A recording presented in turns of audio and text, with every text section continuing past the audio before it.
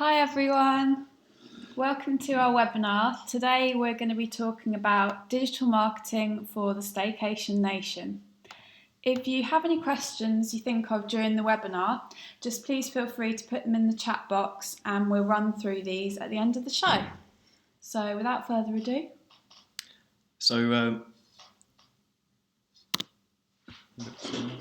My name's Tom, I'm the SEO executive at Clicky Media. And I'm Sarah, and I'm a senior account manager here at Clicky.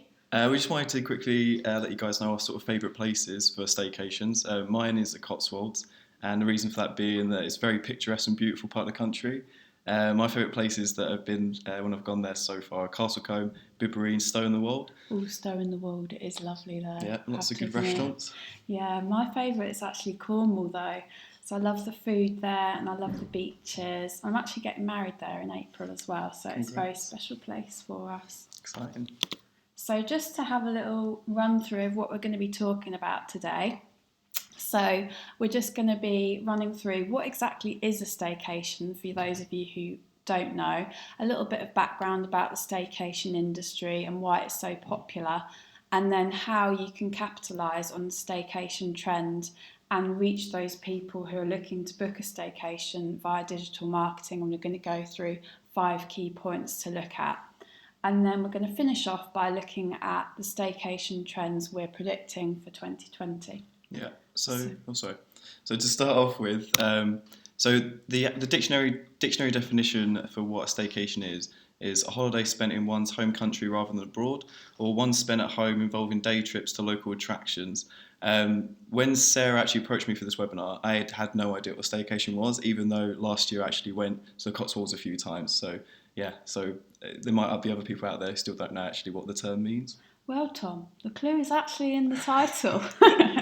So a staycation is basically when people like to stay within the UK to holiday. So it could be in the north or the south or on the coast or any city breaks you take. So if you're visiting Bath to kind of look at the cultural sites there, or going to London to sightsee, these are all classed as a UK staycation.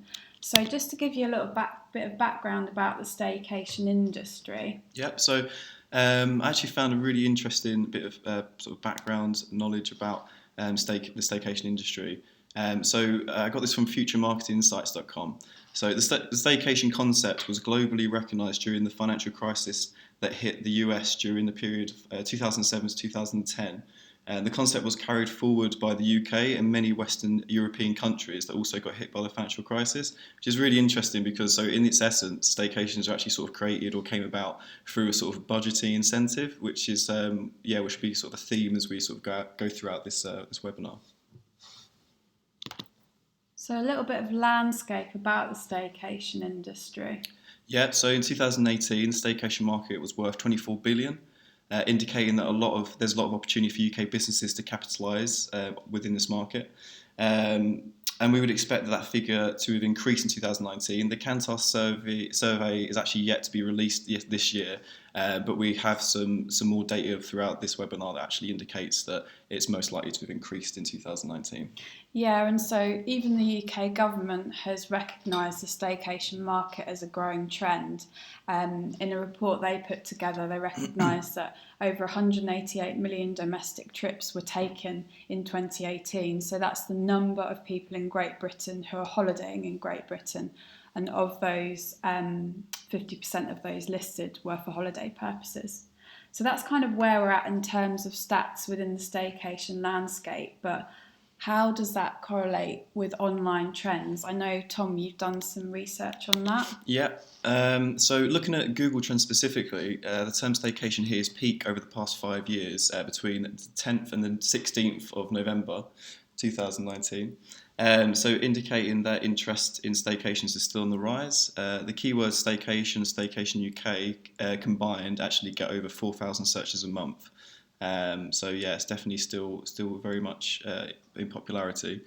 It would seem as though not everyone knows what a staycation is exactly, as the keyword what is a staycation is still getting 250 searches a month.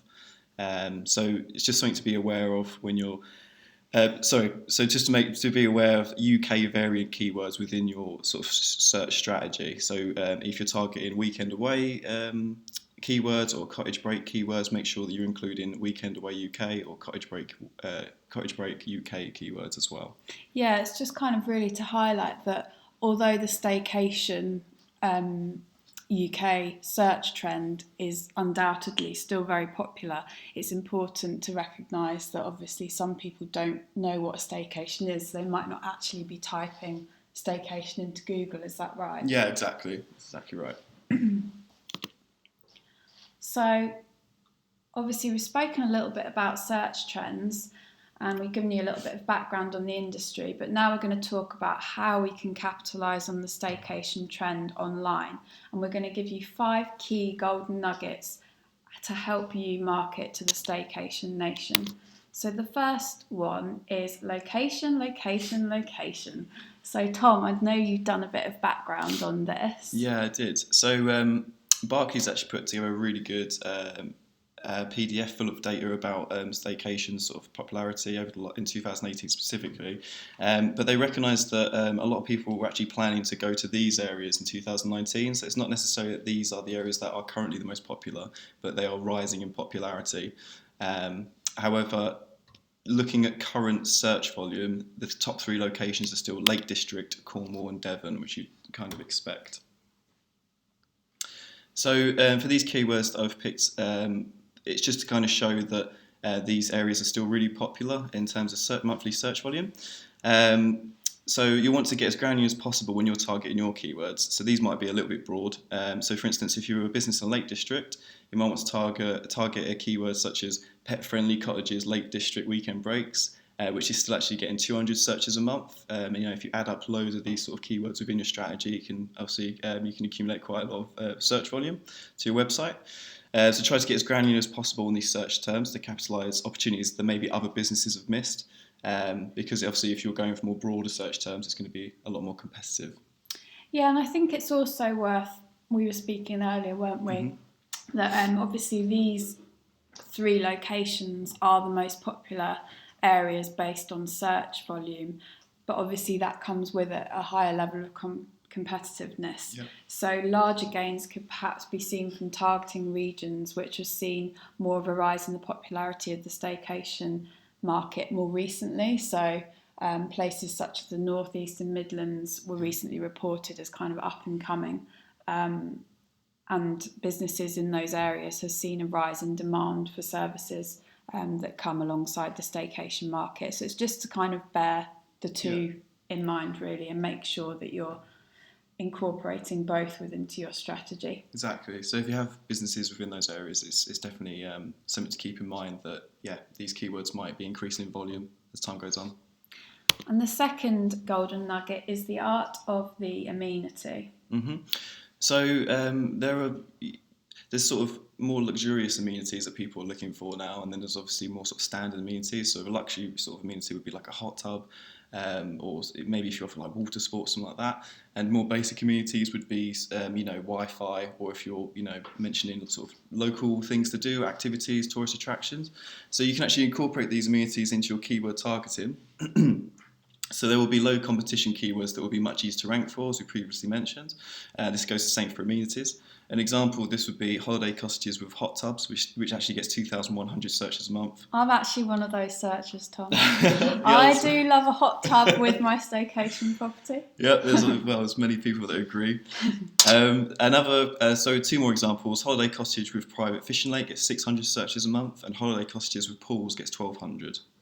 So obviously those kind of luxury amenities are important, but I think it's definitely worth flagging that the other essential amenities, so things like Wi-Fi, parking, local tourist attractions, they're kind of things that are always going to be there and always going to be essential to include within your search strategy as well. Yeah, definitely. So it's kind of, again, putting the two together and making sure you're incorporating both. Yeah, exactly. So incorporating these amenities within your PPC and overall search strategy is a win-win, because obviously you're targeting less, long tail, less competitive keywords, and you're also targeting more specific customers who are more likely to convert anyway. And we've just come across a website called Ramblers Walking Holidays, who actually used the brand to capitalise on the search volume behind one of these search terms that we've recognised. Yeah, so I mean, it might be a good idea for businesses who are just starting out, because obviously you have full control over buying your domain and choosing your brand name. But yeah, you might want to consider a similar approach, because putting in a sort of vital keyword within your brand name and domain can really help your SEO. It can really benefit you in the long run. And succeed in such a strategy, it could just place you in better sort of rankings in the SERPs. Tom, am I being stupid? What does SERPs mean? So SERP stands for Search Engine Results Page. So when you go on Google and you type in a search query, and you obviously get your list of results, each link that's on that page is that's just a search engine results page. That's what it is. Living and learning. There you go. So the third tip is knowing your audience. So I can't really stress how important this is to know who exactly you're targeting. A recent survey by Barclays, the one that Tom mentioned earlier, recognised that it's actually millennials who are the main driving force behind the staycation boom, with 52% of millennials planning a UK-based holiday this year. So kind of one of the factors behind this might be that they have more disposable income. However, although the millennials are the driving force in volume, it's actually the 35 to 44 age group who typically spend more on their staycation. So I think really it's potentially better to target the older age group, because obviously they're going to drive more revenue. However, the millennials is worth considering because there's more volume, so it's looking at the two and how that will really work for your business. This age group of 35 to 44 is also more likely to incorporate families, so that's going to have a higher average order value for your business. So when you're targeting this family group, it's important to streamline your marketing to factor this in. So how would you do that, Tom? Yeah, so for example, family-orientated search terms such as specific family amenities.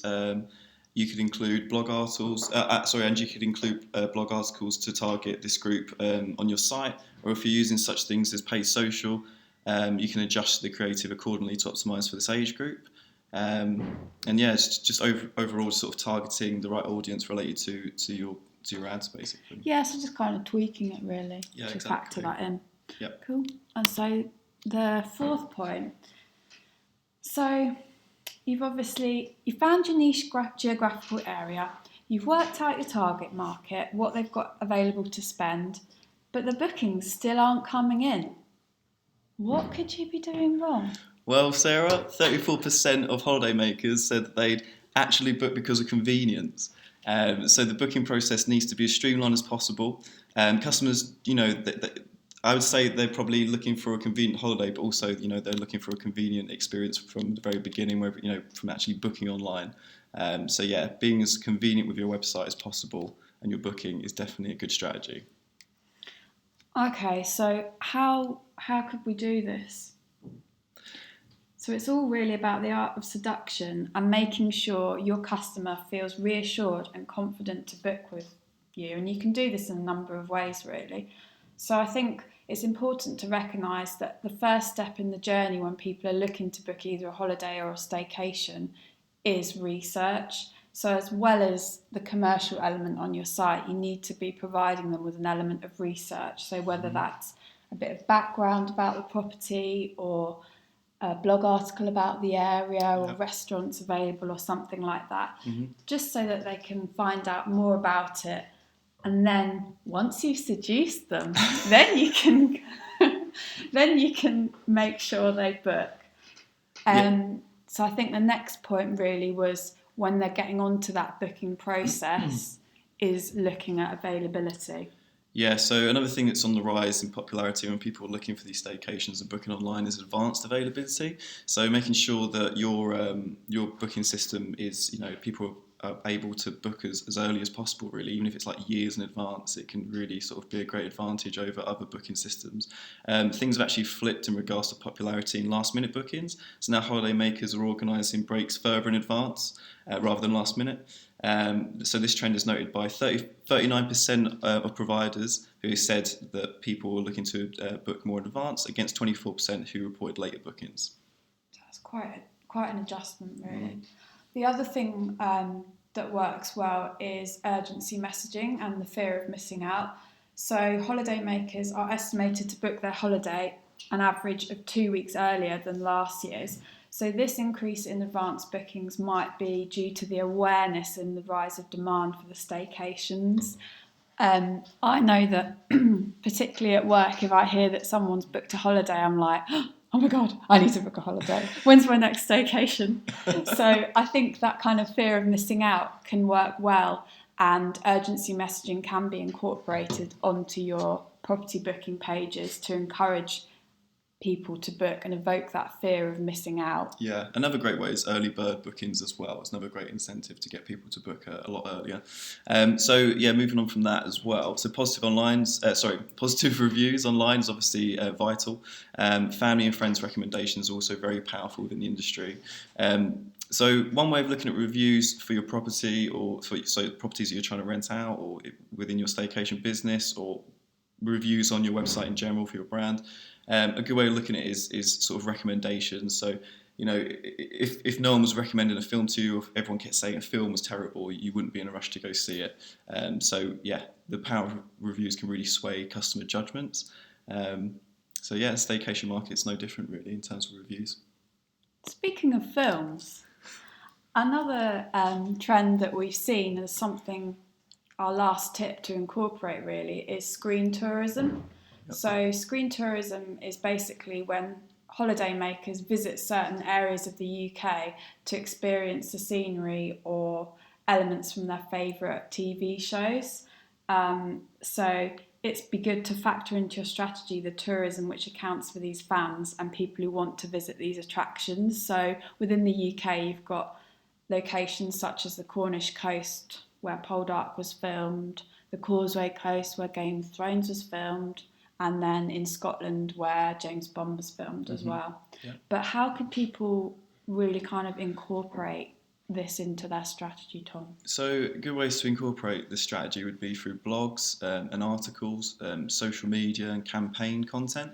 They're really good ways to incorporate screen tourism into your SEO overall search strategy. So if you're in close proximity to any of these areas that have had screen time, it's a really good idea to shout about it. Letting your customers know that you're fans of these films or shows as well is a really good way to sort of, relate to them. Another way as well is just make sure you're involved in any sort of online conversations, maybe even groups that could relate back to your industry, of people talking about, these areas and why they're so favourable. It's a really good way to sort of, it's a really good strategy to have for your online business. Yeah, I think those are some of the main ones, but there's other regions such as I think Hampshire's, where Downton Abbey was filmed, and then you've got, what else was there? So Harry Potter was filmed in Northumberland and Edinburgh. Yeah. Oh yeah. And Broadchurch was filmed in Dorset. Okay, so there's a few different places around the UK. Yep. So that's kind of the top 5 things that we'd suggest considering. Now we're just going to have a little look at a few key trends that we're predicting for the staycation market in 2020 that you could factor into your campaigns and marketing strategy. Yeah, so a big one that most people, or pretty much everyone's going to be thinking about, is obviously Brexit. The B word. Yeah. So with Brexit, it could, it leads to more complex travel requirements, or could do for UK tourists visiting the EU. It's possible that domestic tourism or staycations could increase in popularity due to this. Evidence collected by Travel Weekly website actually suggests that the uncertainty around travel requirements has increased interest in domestic holidays as an alternative to European holidays, which is really interesting. And a survey by Voucher Codes actually revealed that 25% of British citizens will cut down on holidays overall because of Brexit, and 36% will opt for staycations instead. The weaker pound, which generally makes travelling abroad by UK residents more expensive, may also help to boost the popularity of staycations or domestic holidays as well. I think obviously with Brexit comes an element of uncertainty, so people are obviously kind of more unsure about shelling out for a big holiday abroad. Exactly. So Yeah. it's kind of makes more sense for them to stay in the UK, because obviously with all these amazing locations, it's right on our doorstep, so we could make the most of that, and That's exactly it. kind of on a smaller budget as well, which I'll talk about in a minute. Yep. So looking at growth of the hospitality sector as well. So, obviously with the increase of staycations, people staying in the UK and spending money on holidays, this has increased hospitality and leisure providers' revenue, which is quite straightforward and what you'd expect to see, really. And obviously, as I mentioned, budgeting, so people are more aware of their money now than ever before. With the rise in kind of banking apps and saving apps, people are more inclined to save their money and spend only when they truly want to. And we've seen that obviously within the holiday budgeting, as well as the accommodation, they're also budgeting for things like experiences, restaurants and local attractions. So as we mentioned earlier about the research phase within your site structure and the way that people are booking holidays, that's going to become even more important as we go into 2020 and beyond. People are going to be looking at, oh, well, if I'm planning a staycation to Dorset, what is there for me to do there? Or what restaurant can I visit and where can I find out about it? So those kind of things are important to factor in when you're creating content for your site. Yeah, definitely. And finally, property investment. So obviously, at the moment, savings rates aren't that great, and property is potentially a better way of sheltering your savings. So a lot of people have opted to purchase second homes, and there's been an increase in this over the last few years, which has resulted in those homes then being let out. And then obviously with the rising popularity of apps such as Airbnb and that degree of flexibility in letting your second home out, that's where people have tended to purchase more holiday homes, which people are then using for staycations. So yeah, exactly. They're kind of the key trends that we've identified going into 2020. So that kind of finishes the Staycation webinar. We're now just going to run through any questions that we've had whilst we've been talking. Yeah, so we've had one through. So if you're kind of starting out in staycation industry, so you've kind of got your website set up and everything, what would you say is the first kind of key steps in terms of your digital marketing that you need to take? Yeah, so I would say definitely content, I would say, and blogs and things like that, making sure that your website is definitely optimised for those areas, making sure you have optimised GMB as well for any sort of local targeting with SEO or search strategy in general.